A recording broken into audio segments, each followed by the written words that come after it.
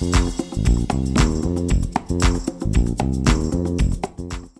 John, thanks for joining me. We're going to be talking. The reason I wanted to talk to you and have you kind of record on this is you made a comment about lead generation companies and the FTC. And that Yep. really stoked my interests. I've seen a lot of kind of dirty in the legal world, but I think at a bigger perspective, can you give the viewer a better perspective? You mentioned the FTC brought last week against lead generators that multiple streams are coming together at the FTC.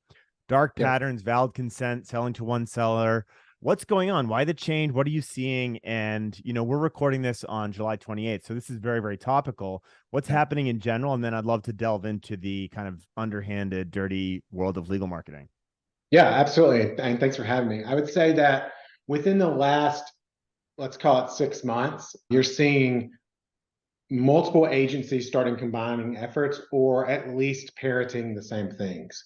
Okay. The FCC around TCPA and valid consent there. Also, the ability to sell consents from one party to multiple buyers Okay. has been a focus for the FCC. The FTC has been looking at dark patterns and clear and conspicuous language and matters like that. And then this recent enforcement issue with the FTC against Fluent, Yodel, and Veracity, I think. Sorry, I can't remember the other name, but were released on one day, and That I remember. those had to do with telemarketing sales rule and how they were taking consent from consumers and then selling them to other lead generators that were going to be calling the consumer. Right. What's been interesting about that is like the thing that struck me was the aggressiveness in saying this valid consent language that I would say the majority of people in the market in lead generation marketing would have said that's a valid consent. The FTC was very clear and that's not a valid consent for several reasons. Yeah. What are the reasons? One reason is selling to multiple sellers, selling to multiple buyers, right? Okay. The entire industry is based on that. Right. Fluent, one of the companies that was involved in this, I mean, it's a publicly traded company and has been for years. And their consent is now being told that it's wrong across all their verticals. And so what these companies do is you have the consent language that says, I agree to get calls from partners or similar language, and that Right. partners is hyperlinked to a page that lists all the various companies. Okay. The FTC has issues with the hyperlink, and they also have issues with the list of companies. Some of these companies will list 1,000, 3,000 company names that Right. aren't even related to necessarily the form the consumer filled out. So for instance, you go and you fill out a pet insurance form, Yep. right? And it lists mortgage companies and personal loan companies and travel companies or whatever. So the FTC is saying that's not a valid consent. So that is one of the bigger issues. The other issue is, Can I just summarize yep, that and see if, and I'm going to translate it into legal. Basically, the FTC is saying a consumer wouldn't think that you're filling out a pet license and you're going to start getting hit up by life insurance. yes, yep. Okay. Now there are ways to do that. Well, there were until probably last week. In that, if you were running what we call multiple verticals, Yeah. right? So your company does pet insurance and it does life insurance and it does mortgage. You can separate your partner list into various verticals, right? So you go through the pet insurance form, then you get the pet insurance companies. Right. That is the way that has typically been done to get around that or to make that more palatable.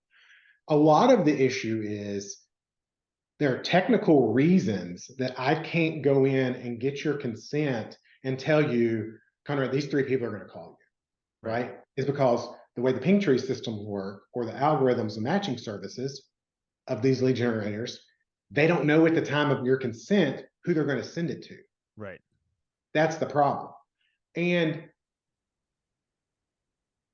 I've been in lead gen for almost 10 years, and I would say that I am not naive enough to say that there's not bad actors in lead gen, right? Sure. I would say that what we're doing now is we're fishing with such a broad net at the FTC that we're getting a lot of dolphins. And that's, I think there are ways to get to do what they're trying to do that are more surgical than they're doing. Okay. Let me translate this into the legal marketing world. This is a very common tactic in legal marketing. I do lead gen. I generate an interest for a car accident case. I get basic vetting information, and then I sell that out to 7 different law firms, and it becomes a race to contact the prospects mad. Now, this has been bungled in many ways, but like that model, right? I am looking for a car accident lawyer, and I fill out the form. I'm just Joe Consumer. And I then get hit by multiple law firms. Would you consider that to be problematic now? Would that be in the crosshairs of a concern? I would say that if you are going to sell one, let's put aside selling multiple buyers. Okay. Okay. Because I think that's a real open question. Okay. And there are lots of people who spend a lot of time in this industry from a legal defense standpoint would say that is allowed under these rules. Okay. So let's put that aside. I think that there are ways to do what you've just said and tell the consumer throughout the process, this is what's going to happen. I tell the people that I work with on my business side, look, compliance is generally very simple, right? You tell the consumer what you're going to do. Yep. And then you go do that. It's a 2-step process, right? Okay. So if I'm running a legal lead gen site, I'm going to say, hey, you're interested in car wreck attorneys in Birmingham, Alabama, which is where I live, right? I'm going to send you to 5 lawyers, and they're going to call you, right? Yep. You will get called by 5 lawyers in the next 2 hours, right? Okay. You want to move forward. Now, that is a very conservative approach, right? But you can obviously dial that back on your risk, wherever you are on your risk spectrum, right? So that's kind of how we look at it. Let me follow up on this, because this happens all the time, and I'm fascinated that it continues to happen. And I'm wondering if you think it will continue to happen. My website looks like it's a law firm website. It's not, but it looks like a law firm website. I'm a lead gen website that is masquerading as a law firm, right? Our lawyers will contact you, right? Like, our lawyers basically means a bunch of people who are paying to be part of our lawyers, right? My question is twofold. Does that change the calculus when it's really, I'm dumb Joe Consumer. I'm filling out a form on a website that I think is a law firm website. I'm then surprised when I get called by 5 firms. And the follow-up question to that is, what level of responsibility do those 5 firms have to understand how those leads are coming in? Are those 5 firms responsible for basically Joe Consumer being duped into filling out a form on behalf of a lead gen company? So I'm going to take that in reverse order. Okay. They are responsible. And I am a firm believer in that if you're buying leads, you sure as hell better understand where they're coming from. Okay.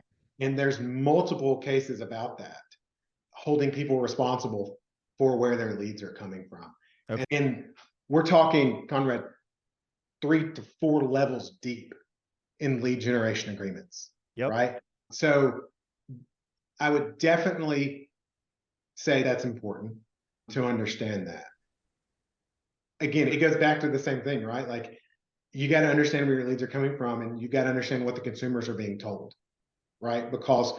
And that they're not signing up for free Xbox gift cards, and then here we are, right? Yep. And that's an issue I've had in the past. So I think that's interesting. I think our lawyers question you ask is fascinating, because are you sending them, like, as a consumer, if I say, okay, I'm more than happy to talk to a car wreck attorney, our attorneys are going to call me, click accept consent, right? And then if my phone rings and it's a contact center who's not necessarily representing a law firm, or just they're still trying to figure out on their ping tree who they're going to send it to, right? I think that's a problem as well. Okay. So again, it's being able to connect the dots. Yep. And I call it, my company, we have to avoid what the hell moments, right? And what I mean by that is the consumer can't have an activity, complete the activity, and then understand what the hell just happened.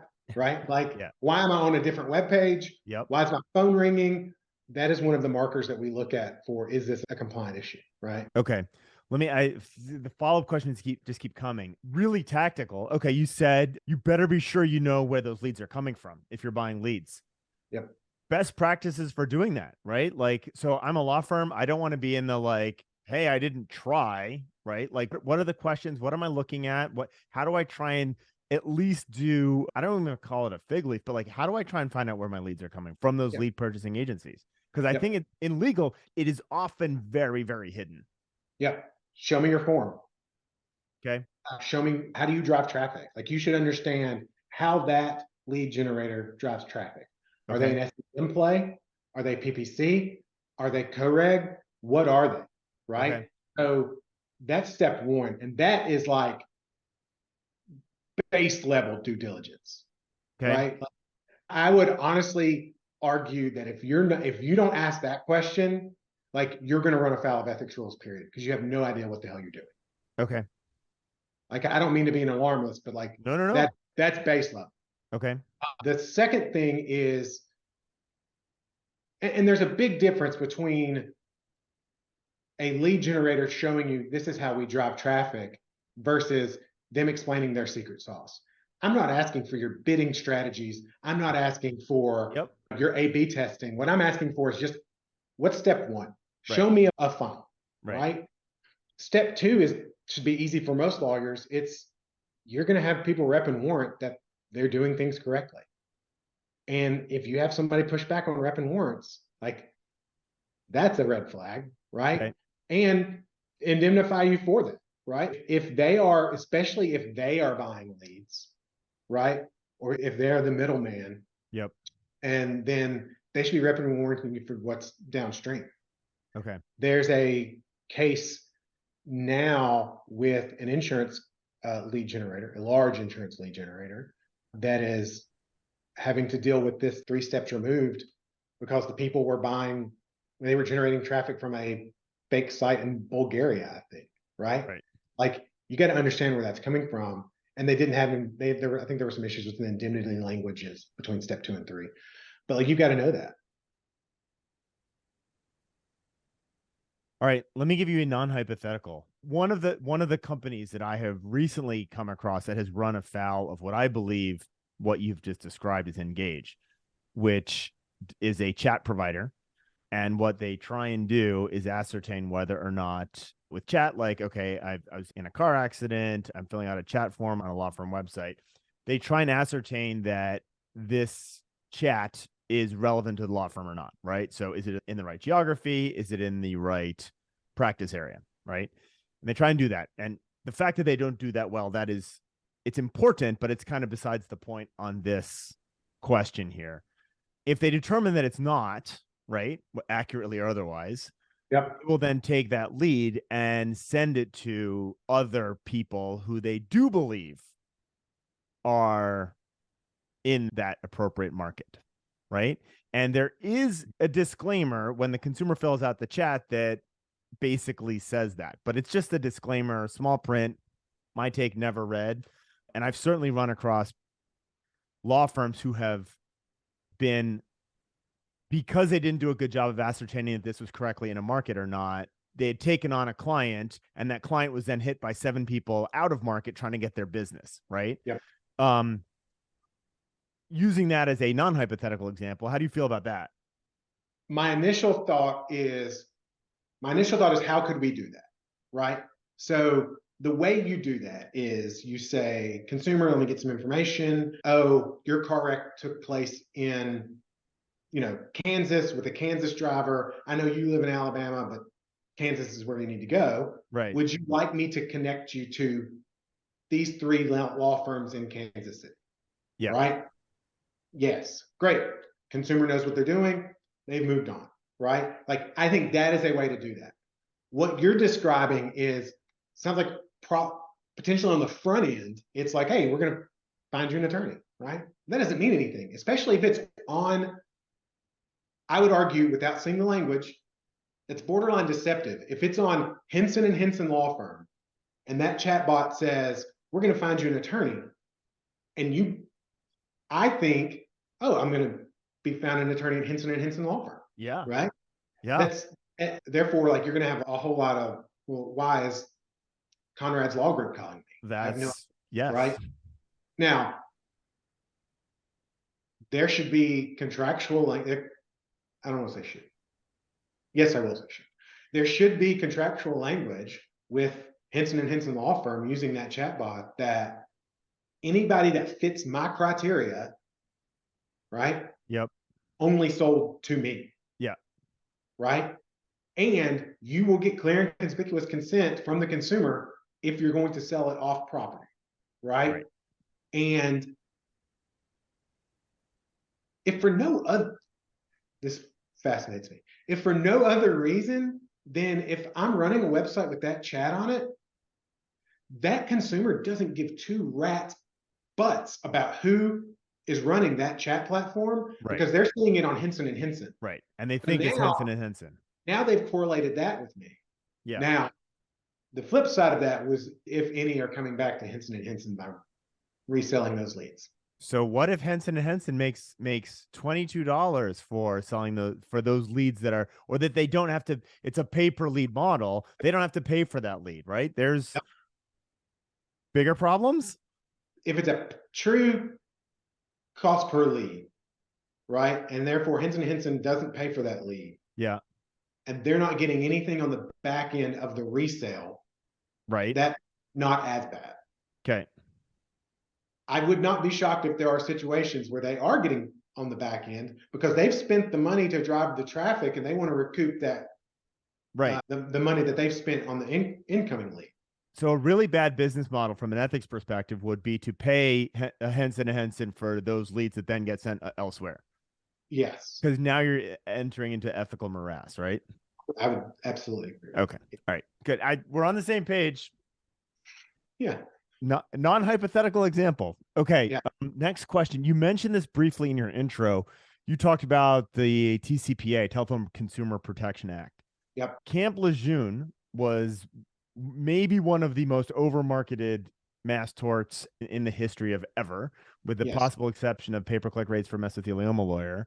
There has been some pushback from citing the TCPA, that it was amazingly overly aggressive. Can you kind of give an overview of what TCPA means, and if I am a law firm, how do I stay on the right side of this? Yep. So these are similar but different problems, right? Okay. TCPA is going to be, as a consumer, and again, I'm going to talk about like just lead forms, right? As a consumer, go through, fill out the lead form. I give you the number. I'm going to consent to having somebody call me. Okay. TCPA limits what you have a valid consent. Okay. In that consent language. And again, but kind of like telemarketing sales rule, who can do the calling, right? Okay. Which is how we end up with brands list. So similar thing. The problem we have is bluntly robocalls, because TCPA also deals with when you can use an automatic dialer, when it has to be a live person, and there's different consent standards there too, right? So the main issue is these robocallers that don't have valid consent. So that is where we run into issues there. Okay. So robocaller does not have valid consent, but it's a lead purchaser, not Henson and Henson again. Right. But Henson and Henson is still responsible for the behavior of their lead generator, who may be violating TCPA. Yes. Okay. In prior lives, right? I've worked for companies that were lead generators. Yeah. Right? And we would get letters from our buyers saying, give us the consent language that this consumer saw. Okay. Right.